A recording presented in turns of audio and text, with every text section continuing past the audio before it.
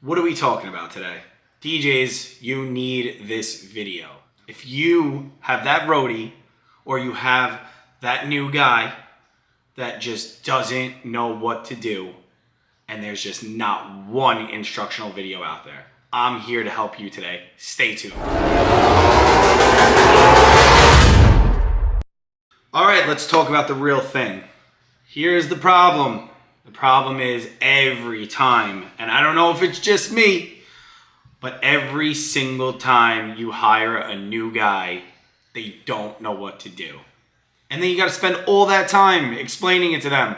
Well, the truss pin goes into here. This is an XLR. This is that, blah, blah, blah, blah, blah. Well, have no fear, guys. I am going to make a how-to on your basic DJ setup. So now, when you hire those new people, you don't have to worry about explaining.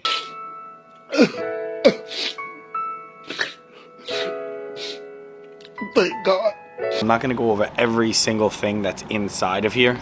What I'm gonna do is, I'm gonna go over your basics. The things that are pretty much on every somewhat big party, bigger than a one-man. So, as you can tell, these big aluminum boxes, rectangles, whatever you want to call them, those are called truss. I'm going to bring it over to you. This is a 5-foot truss, okay? This 5-foot truss has what's called the top plate. Now, normally, most places will leave the top plate on, like myself. But some places, they don't. So, as you can tell right here, there are little pins. These pins, you just ask your DJ, hey, where are the pins? I gotta put the top plates on and bottom plates. Because the bottom is exactly the same. It doesn't matter which side you're on. The top plate and the bottom plate could go on this side or that side. It doesn't matter. Okay, it's all universal. These pins, you just hammer them right in. And you put a cotter pin, which is located right here, as you can see, right inside. That's just for safety purposes. If I know any DJ company, and I think I do, most of them either lose them or just don't have them. Okay, so it's not the end of the world if you don't have them in. This is what a pin looks like.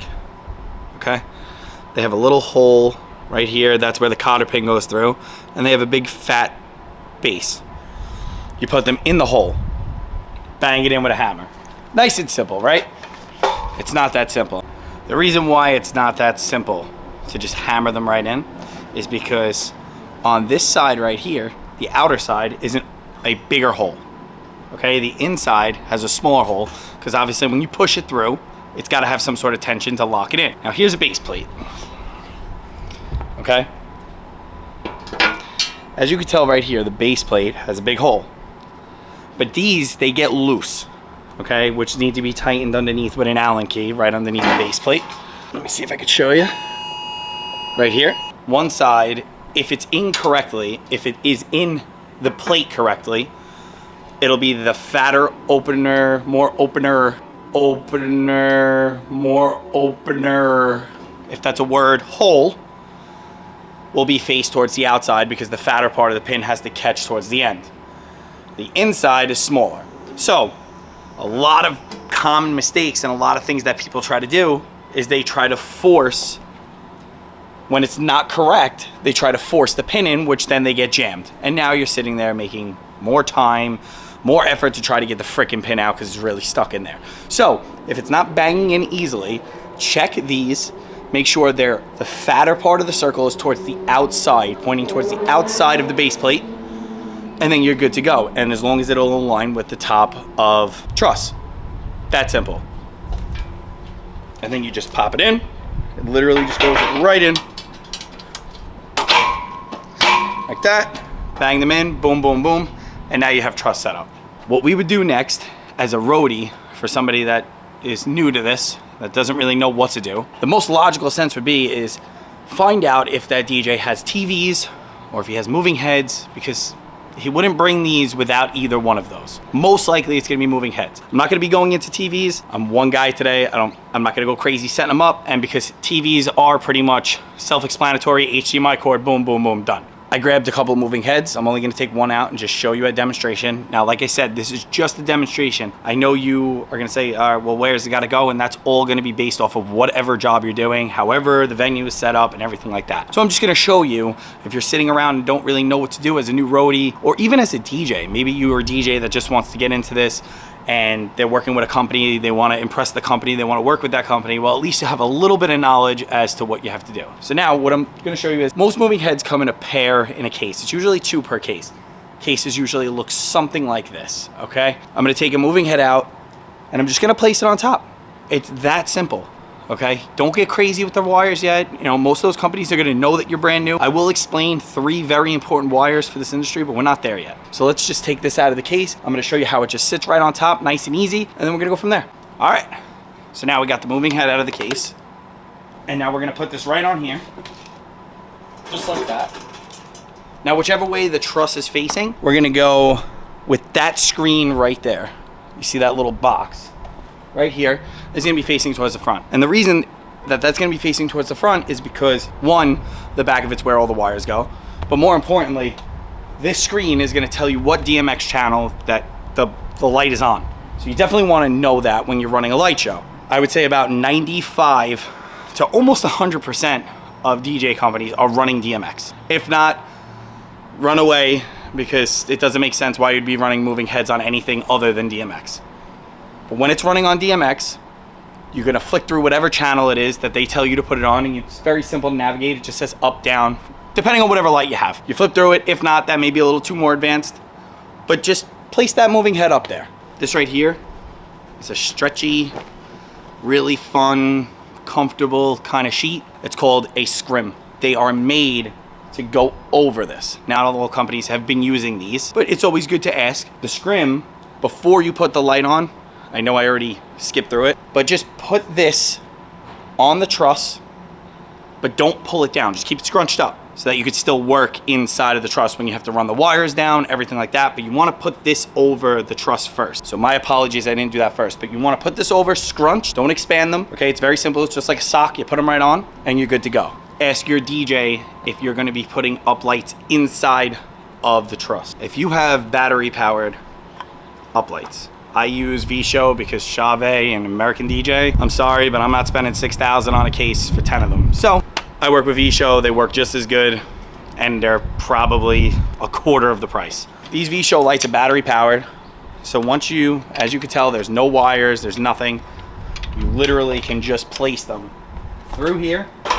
Boom, or at the bottom, put them on the floor. Don't turn them on right away, because odds are you're 2 hours early, 3 hours early. You don't want the lights on yet because you don't want to kill the batteries on them. They do last about 4, 5, sometimes 6 hours, but you want to kind of preserve that battery just in case. Okay, so the next thing I want to do is go over cords with you. This right here is an XLR cord, okay? This XLR cord consists of 3 pins. This has 3 holes to be plugged into whatever has 3 pins. XLRs are used for anything that have to do with sound. This right here, if you have something that's giving you a signal, okay, for example, a DJ board, in the back, there's gonna be 3 pins in the mixer, okay? This is the port that you would plug into the mixer because it has the teeth to catch it. This part is gonna be sending that message into whatever you're plugging it into. 9 times out of 10, it's gonna be a speaker, unless you're hooking up a microphone, but that's a different story. Okay, so that's just basic. Somebody says, I need an XLR, it's gonna be for sound. Yes, DMX cords do look like this as well, but it'll say on it microphone cable, XLR, and we're not focusing on DMX because that's a little bit more advanced. Next, if somebody says, hey, go get me an IEC cord, that's this right here. This is one of the most generic cables, okay? The other side is just a plug, just like this. But this is one of the most generic cords that electronics take. I mean, you could find it in TVs, in the back of your computer. The list goes on. It could go into a million different things. It's one of the most common cords to have power most things. Very simple. It's just power. That's all it is. And the last one that I'm going to go over is called a Powercon. Now, this is something that's becoming more new and more, it's in more powerful gear. So speakers are starting to get this. What it is if you look, right here, there's a little like lip, and there's another lip here. So when you plug it in, you're gonna plug it in, align it with the holes in the back of whatever you're plugging this into. You're gonna twist, and it'll lock. To unlock it, you're just pulling this back and you're twisting it. And on the other side of this is just a regular power cable. So a Powercon is essentially just an IEC with more power than needs. And this is also like a safety lock kind of thing, so it can't just get pulled out, just like these would. Now, this is that moving head we set up before. Now it's a little dark in here, so I'm sorry about that. The dark right here, that is where your Powercon goes, because they even are nice enough to color code it for you. So now you would just be lining them up, in, twist, boom, you're in. But Joe, how do I get it out? That's what she said. Well, that's a good question. You pull this lever back, the silver lever on top, pull it back, twist, out. We're almost wrapped up on the lighting and the wires, so bear with me. Once everything's all up, we have one more item that goes into the light that's on top of the truss, okay? And that's either a DMX wire, which looks exactly like an XLR, so I wouldn't expect you to know what that is. Just look for it, ask the DJ, hey, do you have a DMX cable? If not, there's a thing called wireless donners, or Wi-Fi, wireless DMX, whatever people are calling it. Particularly, I use wireless donners. This, as I showed you before, kind of with the XLR, it's kind of the same concept because they're essentially the same wire. So there's 3 holes in the back. This is giving the information to the lights. So this, just like an XLR, you find the teeth. There's teeth right here. Plug it in, boom, good to go. Now, you gotta ask yourself, and you gotta ask whoever you're working with or whoever's doing the main part of the setup, if these take power. Mine do. So, they come with a little plug that goes into the device right here. You find the big hole. There's a bunch of holes on them. The bigger hole, okay? And you just plug them in like that. I'm not gonna go into the transmitter because odds are that's gonna be something that the DJ is gonna be doing. So I'm just talking mainly just setting up, that's it. Okay, so now that that's broken down, I do wanna touch on one thing before we get to those speakers. Those white uplights. If you have nothing to do and there's uplights that have to go around the room, all you gotta do is take each one of those lights that are battery powered and put them in spaces that make sense. Now, what are spaces that make sense? Is if there's little white columns in between windows, base white walls, anything that's really not gonna interfere with the lighting. And the other thing is, if you are short on lighting in a big room, scatter them out. You may not know how big that room is. You may not know prior to going to the event, you're offering that up lighting. Whatever the case is, you want to use the lights the right way. Unless you have a ton, go for it. Hit every single angle of the whole entire room. Now this, my friends, is in fact a tripod. It starts off like this. You may have to move a leg, pull it up, and bam, you have an open leg. Now once you have this set up, in this case, and because this is a beginner guide, we're gonna take a DJ speaker and just place it on top. I had to detach my light, and I'm gonna try and just show you what's in the back of my speakers, but it's not always gonna be the same. XLRs are always gonna be the same in these, but power's not. They started changing everything, might not be the same. For mine, you guessed it, Powercon, okay?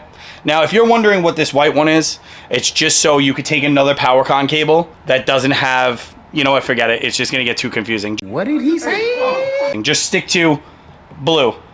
Blue is for you. This is your XLR input, okay? You're putting it right in, boom. Now, if somebody says something to you about daisy chaining, tell them you need to explain that because sometimes it gets a little bit confusing for somebody that's doing a beginner guide. But there you go. If you want to get crazy, take an XLR, plug it right into the back, plug the power into it. You don't have to run it to where it's got to go. Don't worry about that. Just plug the wires in so they're ready to go. Everything seems to be broken down. There's one other thing that I want to show you. It is the easiest part of this whole entire thing, and for most people, it's their favorite thing for setting up. That's right, you guessed it, a facade. A facade goes right in front of the DJ booth, just like an accordion. This is the back where the DJ would be. In front of me is where the crowd would be. This goes up at the end of the setup. Now you're probably asking me, why does everybody love setting up the Facade? Well, there's a very easy answer to that. It's the only thing that makes sense to somebody that doesn't know this industry yet. And it looks pretty. But that's pretty much how you get through everything. So let's break everything down now. We went over 3 different types of wires. One of them being an IEC, an XLR, and a Powercon. Now just quick remember, Powercon is just another form of power with the blue little thing. IEC works pretty much with almost everything. And XLR, sound. That's all you really need to remember. When you're with somebody that's been doing it for a long time, they can explain it to you. But it makes everything easier when they go, hey bud, can you grab me an XLR? Hey bud, can you grab me Powercon? So on and so forth. We also went over truss. Make sure that the little nubs that we showed you before with the holes, more open hole, is towards the outside, towards you, not towards the inside of the plate. The pins go in, lock it into place. There's a top plate, there's a bottom plate. Also, don't forget, if you are using white scrim, that white little fluffy sheet, make sure you scrunch it, put it on top before you put the lighting on top. Next thing, are we putting up lights inside of the truss? If so, put it in there. Do not turn the power on until the party's about to start. And lastly, put the moving head on top of the truss, plug in the power, ask them what kind of Wi-Fi or whatever they're using to control the lights, plug them into the back. We also broke down speakers, XLR into sound, Powercon or IEC in the back of the speaker. Let the wires dangle there, unless you know what you're doing, like I said, but if not, it's on top of the tripod with those wires dangling there. Now I know you're probably asking me, why didn't he go over the rig, you know, the fun part? I'm going to tell you why, because whoever the DJ is that's bringing it is not letting you touch that, okay? And that's not a personal thing. That's just being anal about what your stuff. That's most likely going to be that DJ's personal board, so they're going to set that up on their own. But that's it for now, guys. I appreciate you guys making it all the way to this part, tuning in. I hope you enjoyed the content. I hope this is helpful for you. But in the meantime, like, comment, share, subscribe. Help me out. This is a new YouTube channel. I do still have a lot more learning to do. But thank you guys for watching, and I'll see you on the next video.